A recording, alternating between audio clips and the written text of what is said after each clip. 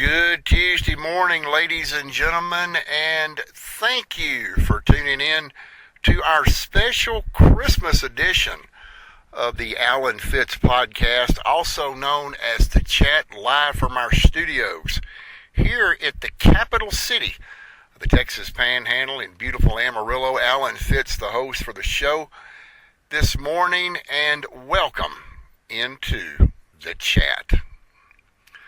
Before I get started on and we really did not list a topic on our YouTube page. All we did was basically said this was the Christmas special edition. I want to give a high five out there to the makers of Crystal Light drink mix. You know, I've always been a fan of peach.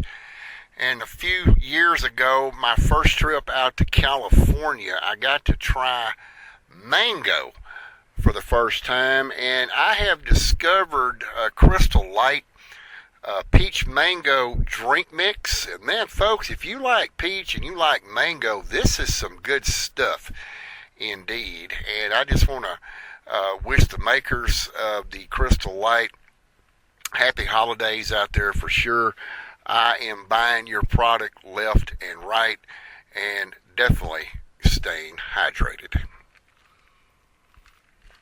For those of you tuning in to the podcast this morning, I want to direct your attention to our webpage, or rather my webpage, I should say, alanfitz.com, and you can go to that site and scroll down to our Twitch section, and you should be seeing a video that was taken by myself.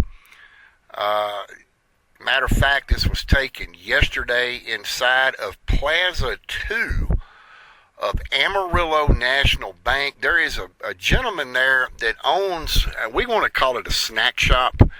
I've never really asked Jim what he calls it, but every year Jim Reed, who is the owner of Ebby's snack shop there inside of Plaza 2, there on 6th Street, downtown Amarillo and Taylor, 6th and Taylor, puts up these beautiful Christmas decorations. And last year, I had the opportunity of meeting Mr. Jim Reed, and I told Jim a funny story, and I'll share this with you listeners on this Christmas edition.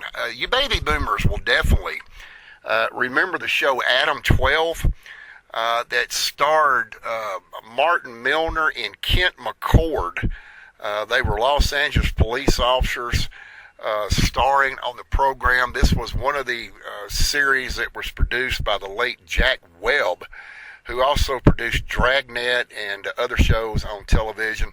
You may remember Dragnet, that had Jack Webb and Colonel Potter from MASH, actually. Harry Morgan starred in there. But anyway, Jim Reed, that's the way I remember his name, is that Kent McCord played Officer Jim Reed in the TV action-packed series Adam 12. And if you've ever met Jim, he does kind of look like a cop in a way, but he's one of the friendly people that you will meet inside of Amarillo National Bank. I'd like to give A&B a free plug for that.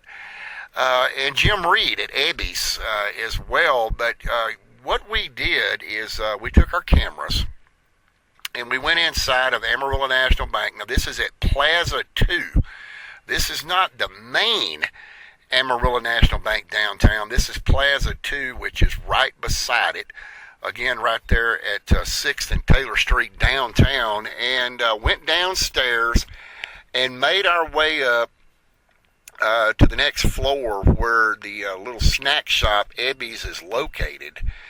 And it's about a 4-minute video. If you listen real carefully, you might be able to hear some instrumental Christmas music. We did get the video cleared for copyright, and we've got it posted in its entirety right there on AlanFitz.com. Again, that's AlanFitz.com. Scroll down to our Twitch section, and you'll be able to view that video. Mr. Reed does a remarkable job with these Christmas light displays every year inside of Amarillo National Bank, and he is fully credited now on the web page. And if you're a local Amarillo citizen here, folks, and you happen to see Mr. Reed, go by there and tell him his decorations are absolutely gorgeous, and wish him a Merry Christmas. We received a couple of emails from a few premium subscribers to the podcast here on the chat. And a premium subscriber, I want to throw up right quick. You can't even see the followers on the page. There's no way to identify them. But premium subscribers get a little bit more access as far as contact information, newsletters every week, and things of that nature that go out. And we received, like I said, a couple of emails questioning one of our past podcast folks that I want to bring up, and it was in reference to some of the signs that are posted around Amarillo about saying no giving to the panhandlers here. If you folks heard that podcast, you will remember me talking about that most of these people it's a sham, it's a scam that they're pulling here. But the email that surfaced to me brings up a very good point. And I want to share this email with you. Of course, we do not give out names or email addresses of anyone that does contact the podcast.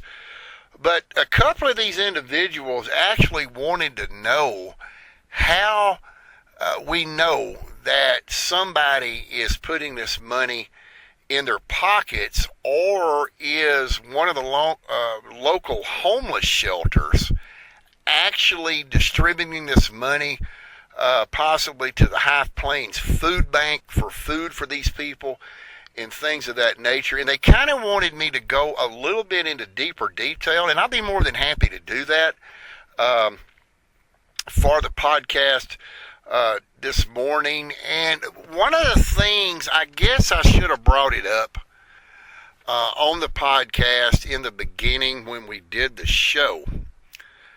But what we did find out, yes, the city of Amarillo does own the podcast, and one of the questions of one of the emails is, can you investigate the money that is going in to one of the homeless shelters or any of the homeless shelters here in town? And to answer that question, that's going to be very difficult to do, simply because in Texas, these businesses are considered nonprofit organizations. For example, the High Plains Food Bank is basically, it pretty much operates the same as, say, the Salvation Army does.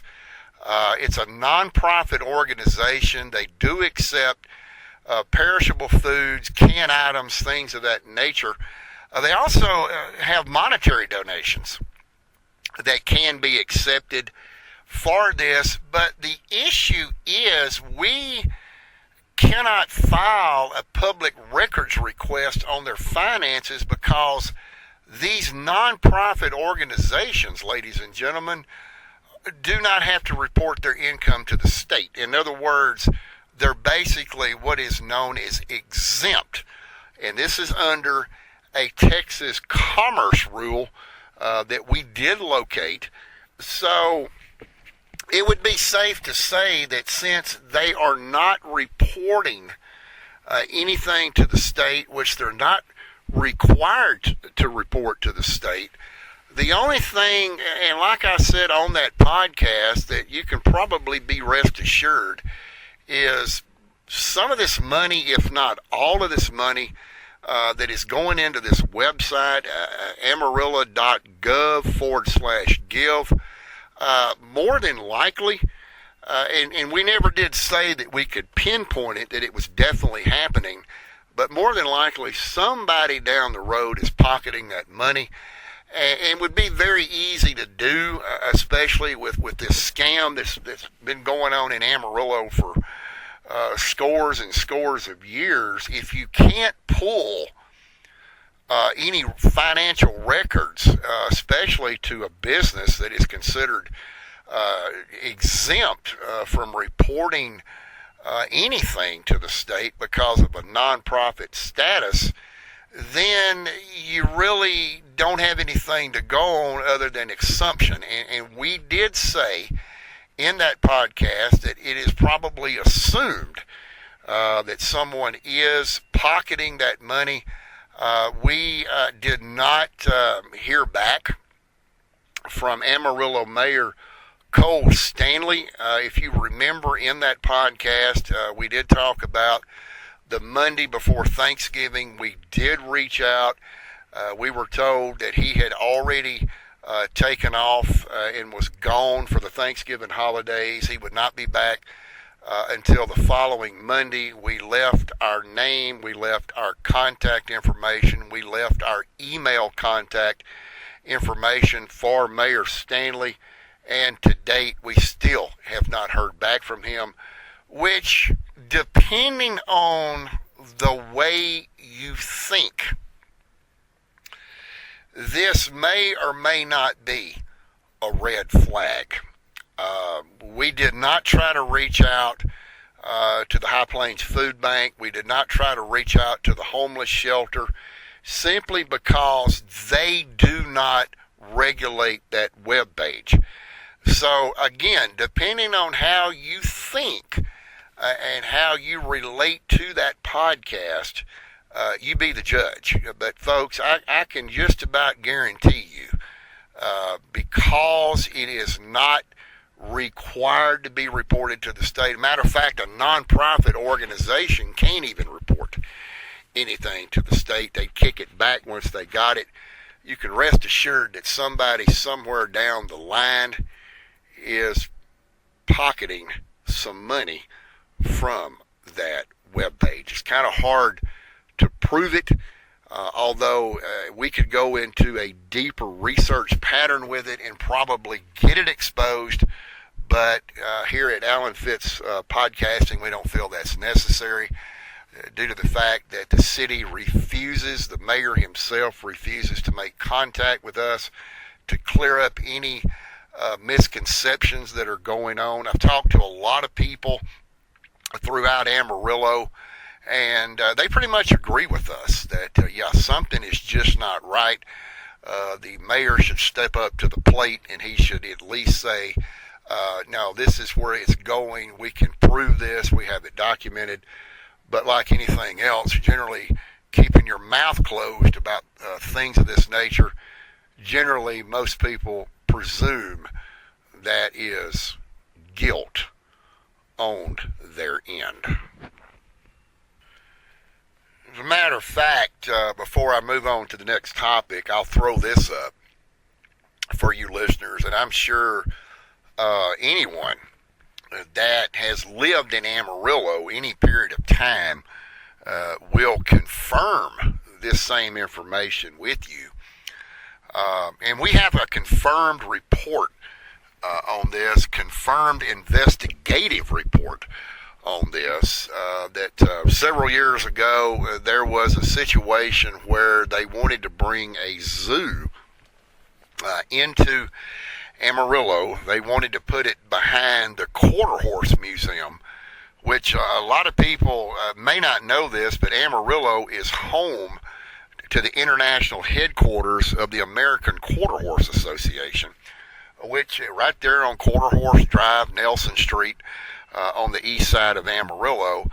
And there was a bunch of money that was paid into the city, where after they received this money and got all their blueprints and dotted all the I's and crossed all the T's set up, they were supposed to build this facility, this zoo facility, if you will, for these animals, and it never got off the ground. So I wonder where that money went to, ladies and gentlemen. Go figure. I had brought up something on the last podcast, on our last Friday podcast, that I had a special announcement to make. And I am going to make that announcement before we get off the podcast this afternoon. So just stay with me here. We're going to get around to that here in just a little while. We have been driving around different parts of Amarillo, both on the Potter and the Randall County side, and been looking at some of the gorgeous Christmas decorations. You know, where I come from, a very small and poor East Texas town, and I don't know why it was. I guess maybe, and a lot of people said that the city didn't have any money. They couldn't afford to do it, which, you know, most of them will tell you that, and they got $1 trillion set up in a possibly a Swiss bank account or in a gun safe in somebody's house or something like that. But they didn't really do much for Christmas. Again, this is a very small town in East Texas. It's a very poor town, a very poor community, very poor people. And, you know, we as country folk, I guess you could say, growing up in that time era, and that's a different generation of time, we put up our own Christmas decorations, but they didn't really amount to anything until I got to Amarillo 3 years ago. And I'm going to tell you what, if you've never been here to Amarillo and drive around, even in the daytime, you can see some beautiful Christmas decorations, and especially at night. These people up here really go all out on Christmas decorations. There was one town 2 years ago in the Upper Texas Panhandle that I thought, they're really going out on Christmas lights. No, this place here, those people up there can't hold a place to Amarillo. They can't hold a candle to it, folks. And a lot of these Christmas decorations up here, I've noticed that a lot of people use blue lights. They're kind of a neon haze blue, if you will. They really stick out. Very sharp in contrast, very clear, very professional looking. I just want to say that the folks out there listening here in Amarillo, once again, you've done a superb job on your Christmas lights, but there is one particular place that I would like to mention here on the chat this morning that seems to be probably one of the most informative, and yes, you're hearing the word correctly, I'm using the word informative on this, and it's over on the Randall County side. And speaking of Randall County, we got another email. Wanted us to, could we explain where the county line is through the city? And I'll get into that here in just a few minutes, but this is an informative Christmas light decoration. It is located along 34th Avenue between Washington and Georgia. And it has, and we were going to put this on the web page, but I never really got the opportunity to get over there and take a picture of it at night where it would really look good. But what they do with this is they have a picture of the Grinch. And it's actually one of those things that you stick down in the ground. It's one of these huge decorations. And it says days until Christmas lit up in all white lights with green fringe in the background, and then they have this huge LED board that is in red letters, and it counts down the days to Christmas. Now, I'm not sure what it's going to do when it gets to Christmas Day. I don't know if it's going to say 0. I don't know if it's going to say Merry Christmas. I don't even know if I can get back over in that area to see that. But whoever has that put outside their dog-eared fence, I want to commend you. That is one of the absolute best looking informative Christmas decorations that I can honestly say that I have ever seen here in Amarillo. Now, before I forget it, folks, there's something else I want to bring up that is on our website, the AlanFitz.com. And I meant to say this after I mentioned that beautiful 4-minute video that we shot inside of Amarillo National Bank. If you scroll down below that, and we thought this was kind of funny, ladies and gentlemen, and this was found at Market Street, which is owned by the United Food Chain Company. United Foods, Amigos, and Market Streets are all owned by United, which is headquartered there in Lubbock, about 4 hours south of us here.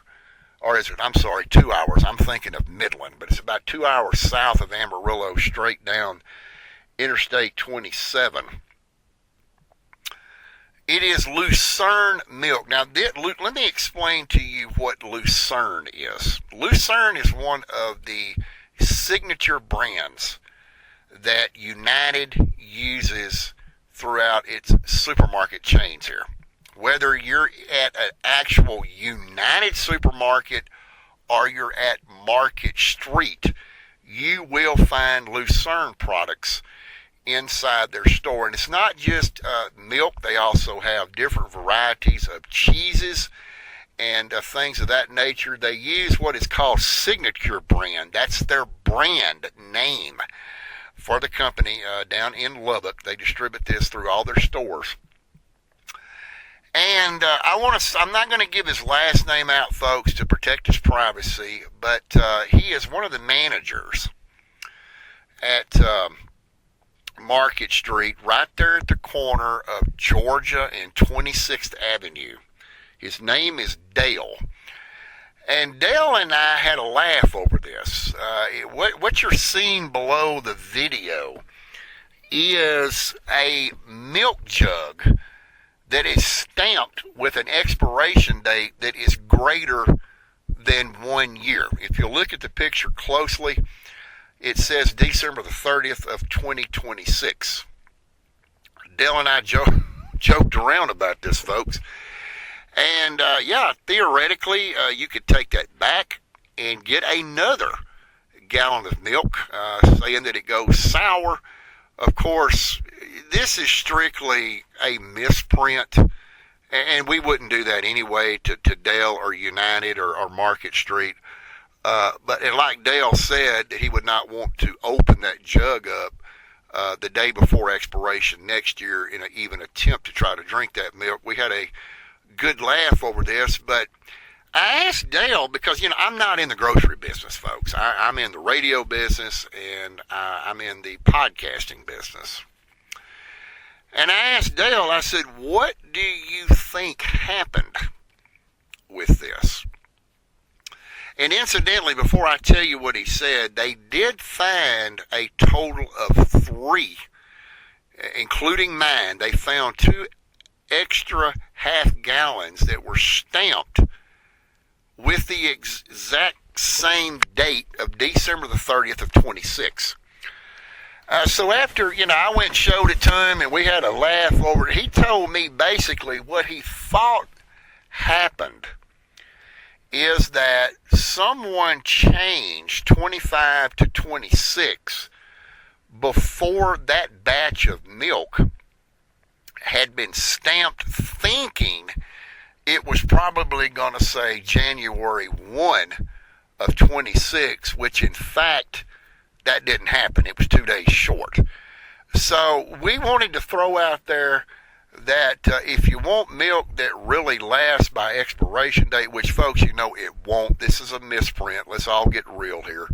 But in a good laugh, we said, you know, if you want some milk that'll really last and hopefully it can make it to its expiration date, take a trip over there to Market Street at 26th in Georgia, and they can fix you up. So Dale, thank you for the laugh about that, and I'm going to hold on to that jug after I get it emptied, and I'm going to write collection jug on it and hold on to it for a while. Yes, of course, I'm going to rinse it out with some hot water and some soap and things of that nature, but yeah, that's a year expirational date collector's item from our standpoint.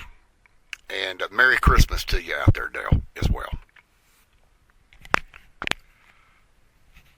Also, before we go on to our next topic here on our Christmas special edition of the podcast here on the chat, I would like to offer my congratulations to the Newton Eagles over in Far East Texas. Newton went all the way to the state championship last Wednesday of last week and played Wall, and they were defeated at AT&T Stadium by 1 point. I believe it was 25 to 24, the final score, but Newton was able to carry it all the way to state. It was a big disappointment, but hey, look at it this way, folks. They can always say that they were the state semifinalists, even though they didn't bring back home the UIL state trophy. I would like to congratulate the Newton Independent School District over in Far East Texas, about as far over in East Texas as you can go before you hit the Sabine River and head into Louisiana. They played a hell of a season, and we, as an East Texas native, originally, I'm proud of you folks and you guys, and hopefully next year you can come back and go to AT&T there in Arlington and take home that gorgeous UIL trophy. But again, I would like to say it was a hard-fought battle to get to state championship in AT&T Stadium. And again, I know it was a disappointment to have to ride a school bus all the way back from Arlington to Newton without that trophy, but you had a great season, and again, congratulations on your efforts.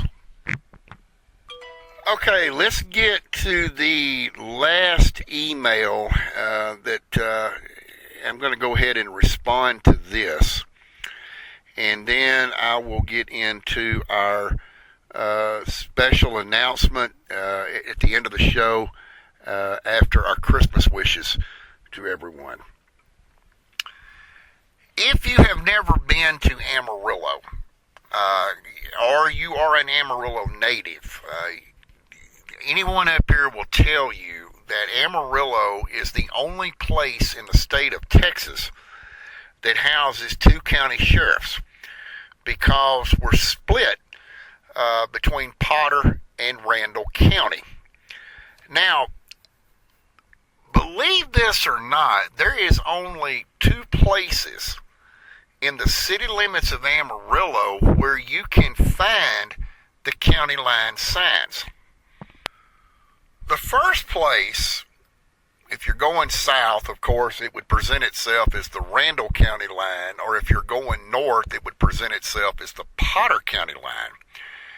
One of the signs is located on Interstate 27, roughly about a half a mile south of the I-40, I-27 interchange here in Amarillo. This is the interstate that runs down to the Lubbock area. The other location would be along Soncy Road, which is just off of Interstate 40. I mean, you're not even going to go maybe a quarter mile and you're going to see that county line sign again. Now, the only other places you're going to see them, if you're coming in from Armstrong County in the Claude area on 287 North, you would actually see a county line marker. But first you would hit Carson County, drive about 0.2 of a mile, and then you would hit Potter County, or coming from the north from Dumas, from Moore County, or coming from the New Mexico way, outside of Umbarger, coming east, you would meet another Potter County sign. But there's only two places in Amarillo, like I mentioned. That's I-27 south of Interstate 40, and about a quarter of a mile south of Interstate 40 on Soncy Road. But why isn't there a county line marker on every street that divides the city of Amarillo between the two counties? Well, number one, that would cost the city quite a bit of money, but I can honestly tell you that we know where these county line it is throughout the city. Now, living here in Amarillo, you go across the county line several times a day and you really don't think about it. But the email asked me, do you know where Potter and Randall County split within the city limits of Amarillo, since they don't have any signage? Yes, we have the answer to your email question. If you are traveling west, or let me take that back. If the Potter and Randall County line split north and south. So we took the opportunity to go down to the city of Amarillo, downtown on 3rd Avenue, and we pulled a map to show exactly where the county line is in Amarillo between Potter and Randall County. And this is what we found. If you are east of the I-27, I-40 interchange, it is 28th Avenue or 28th Street.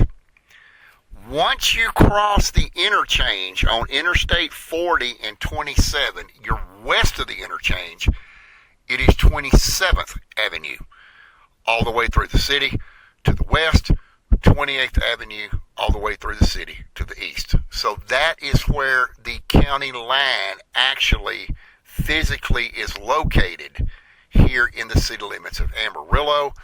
And both counties utilize what is known as the Potter-Randall Appraisal District. And one of the reasons, folks, that they do that is because Amarillo is split between two counties. So both counties in this city work together on property taxes. Now, of course, if you live on the Potter County side, you have to pay it in Potter County. If you live on the Randall County side, you have to pay it in Randall County. For example, I can give you an example as far as motor vehicle registration. If you live on the Potter County side of Amarillo, you cannot register your vehicle in Randall County. You have to go downtown to the Santa Fe building. Now, this is the old Santa Fe Railroad building that was built way before my time and your time, and has been there, one of the historical landmarks in downtown Amarillo.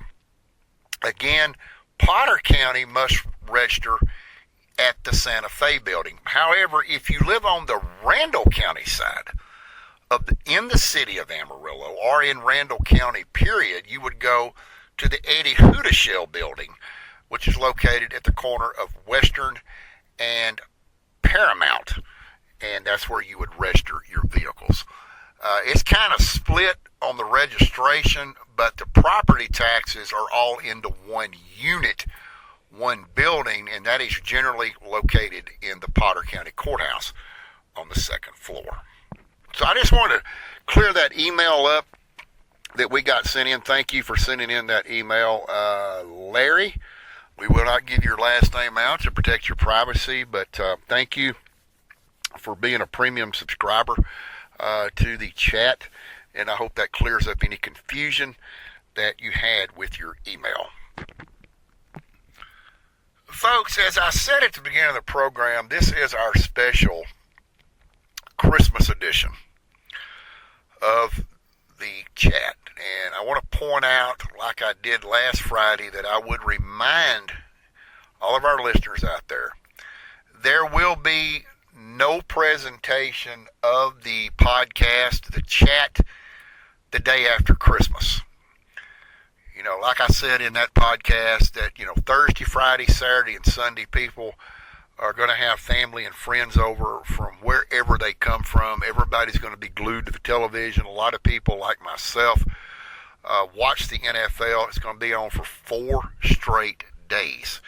So we decided, because Christmas does fall on a Thursday of this week, we're going to go ahead and not do the chat on the day after Christmas.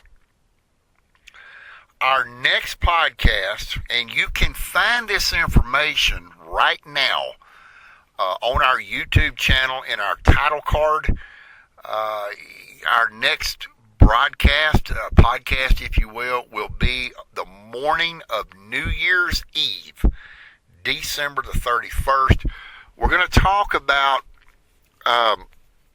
the year 2025 and welcome in the year 2026 and go from there on that podcast. However, 2 days after that podcast, on January the 2nd, there will be no podcast. It's going to go, you're going to have to wait to the second Friday in January, which I believe will be the 9th, before the next podcast comes out. So again, to remind everyone, there will be no podcast the day after Christmas. Our next podcast will be on New Year's Eve morning, and then there will be no podcast the Friday after that, which is January the 2nd. We will resume the chat on Friday, January the 9th, 2026. This time of the year, ladies and gentlemen, we celebrate the birth of our Lord and Savior. And it's a special time for peace and love across this great country. And one of the greatest gifts that you can have for Christmas is to be around family. There's a lot of people out there that have gotten up in age, like myself, and you don't have your parents anymore.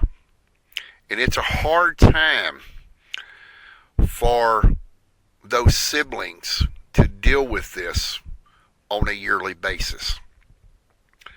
I can honestly say that I am very thankful this Christmas season that I do still have both my mother and father alive and well back in East Texas.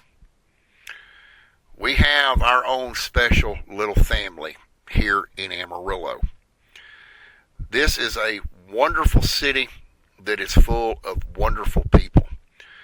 I've said this many a time on the podcast that Amarillo, Texas has everything to offer anyone. It's not like living in a small rural area and you have to drive to Amarillo to get everything. We already have it here. And this takes me, folks, to the announcement that I talked about last Friday on the podcast. This year will be one very special year for me, and it's actually already happened. Yesterday, on December the 22nd, Lila Kirkland and myself were engaged in holy matrimony. The Potter County judge married us in her office, and it was absolutely beautiful to have this happen 3 days before Christmas. For those of you that followed me on radio for many, many years, you will remember that Lila was the program director for 2 different radio stations that I owned. And in all truth, ladies and gentlemen, Lila and I are old high school sweethearts. We knew each other in high school. Lila graduated 2 years before I did. We lost contact. And about 30 years later, we found each other on Facebook, in which we don't talk about Facebook a lot on this program because Facebook is kind of like Walmart. It's nothing but trash and drama. But we've been together many, many years now, and we have decided that let's just tie the knot once and for all. So I would like to issue a big thank you to Potter County Judge Nancy Tanner for marrying us yesterday in your office. We sincerely appreciate it. It was a beautiful ceremony, and we would like to wish you, Judge, a Merry Christmas and a Happy New Year. Folks, before I go off the podcast, I would like to wish everyone out there a very Merry Christmas, Happy Holidays, and a Happy New Year. This is the time of the year that peace shall be your direction. Find peace within yourself, find peace with your family, and find peace with your friends. It is a loving time of the year, and we all need to appreciate what we have in life. Again, I stated for those of you that have lost your parents that you are dealing with a tough time this holiday season. One of the worst things that you can do is to be alone. Get out, get around folks, get around some of your friends, and sit down to the dinner table and give thanks for what you have, because folks, this is what life is all about. For those of you that are traveling long distances to be with family, to be with friends, we want to wish you a safe journey and safe travels to your destination and back home to your final destination. Unfortunately, this is the time of the year that some people take advantage of the situation. And of course, you have those drunk drivers.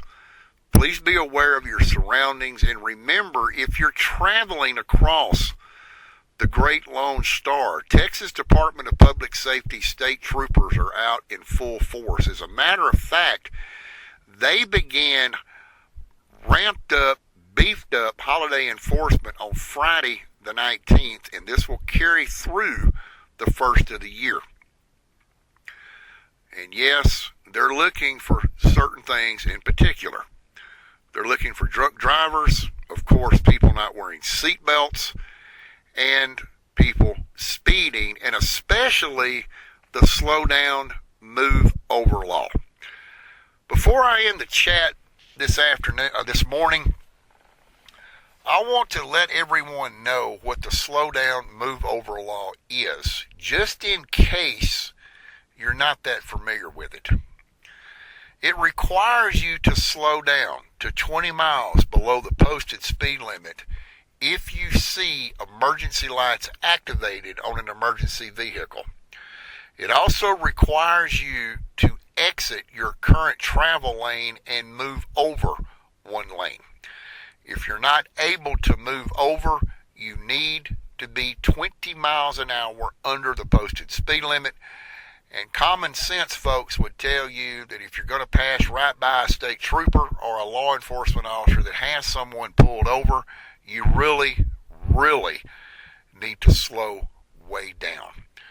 Those troopers and those law enforcement officers out there are doing their job to make your travel safer. So respect them for what they're doing and give them a break. That is the slow down, move over law here in the great Lone Star. With that being said, that will wrap up this special Christmas edition of the Alan Fitz podcast.